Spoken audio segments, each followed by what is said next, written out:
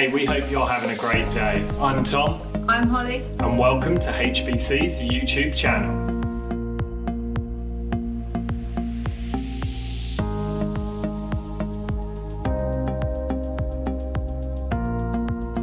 Hello and welcome to day 6 of Journey Through the Bible featuring the book of Romans.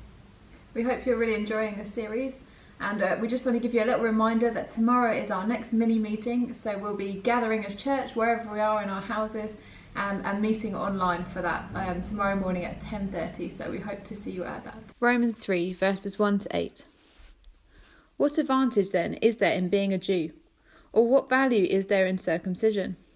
Much in every way. First of all, the Jews have been entrusted with the very words of God. What if some were unfaithful? Will their unfaithfulness nullify God's faithfulness? Not at all. Let God be true and every human being a liar, as it is written, so that you may be proved right when you speak and prevail when you judge. But if our unrighteousness brings out God's righteousness more clearly, what shall we say? That God is unjust in bringing his wrath on us? I am using a human argument. Certainly not. If that were so, how could God judge the world? Some might argue, if my falsehood enhances God's truthfulness and so increases his glory, why am I still condemned as a sinner? Why not say, as some slanderous claim that we say, let us do evil that good may result. Their condemnation is just. So I'm going to be tackling the first half of this passage, and that's verses 1 to 4. Now, quite understandably for the Jewish audience, this would have been received with indignation and shock. What Paul is saying is absolutely shaking the foundations of Judaism and everything that they hold dear about the covenant with God and their characters as the chosen people of God. And so what Paul's doing is he's not doing that to shake their belief or to disqualify them from God's love, and he still believes that they are absolutely God's chosen people, but what he's doing is he's redefining what it means to be a Jew under this new covenant, as in after Jesus. And so what he does is he almost poses a question as if he's being heckled and then responds with an answer. And so objection 1 that he deals with is this idea that it seems to undermine God's covenant. And so, yes, Paul absolutely agrees that the Jewish nation are still God's chosen people, that the nation of Israel still remain God's chosen people. Out of all the nations on earth, they have been set apart. But he seems to suggest that what it means to be Jewish has been radically redefined by this new gospel. He makes it sound less like a privilege, and he makes it clear that it's not sort of like a guarantee of salvation or an exclusive salvation, but now it's about a responsibility.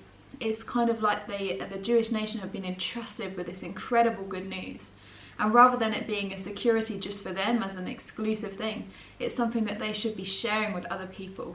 And so he uses that word entrusted as if it's something that they've been given of such value, and the idea is that they should be sharing that good news with others, that this gospel has been rolled out to the whole world, but that they still remain an important and foundational nation because the words of God were first given to them and entrusted to them as his chosen people. So objection 2 is that Paul's teaching nullifies God's faithfulness. Now, Paul demonstrates that God's faithfulness is not called into question. The heckler seems to pose the question that if all of humanity is unfaithful, then surely that calls into question God's faithfulness. But Paul makes it clear that even if we have God's promises, if God shows us everything about him, and yet we choose to ignore it and to do our own thing, that it doesn't make God less faithful as a result. When Paul says that bit, not at all, a better translation might be, heaven forbid, or absolutely not. It's like he's vehemently challenging that idea that God's faithfulness is put into question. Because he argues that even if every single human was unfaithful to the core, and every human being turned away from God, God's faithfulness would still remain because he is God.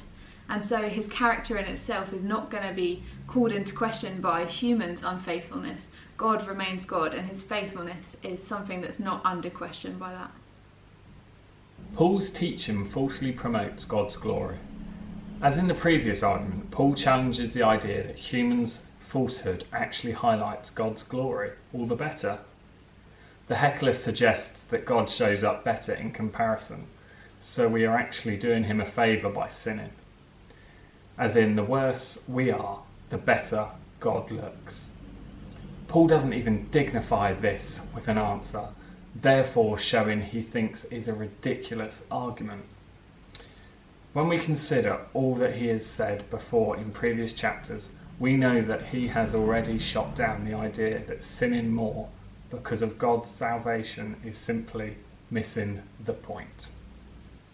So time for our application.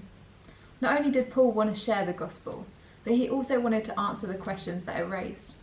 Now in our modern day, apologetics is just as important. In the same way that Paul did, he preempted people's opposition to the gospel. He understood their barriers and their issues that they had with the gospel, and rather than using them as stumbling blocks, he chose to build on them. He chose to show that the gospel can stand firm in the face of all of those arguments, and in truth and in value he showed how the gospel can still be relevant for those audiences. So I think that's really important for us today in our culture, where we get so much opposition to this idea of faith. Let's take people's arguments seriously, let's give them the dignity of being listened to, but let's show that the gospel can stand firm in the light of all of those arguments. So that's day 6 of Journey Through the Bible. Continue to share with each other, with us. Comments below, like the video, you know how to do it by now. But yeah, let's just be church together and just enjoy each other's company in this time. We'll see you again tomorrow. Take care.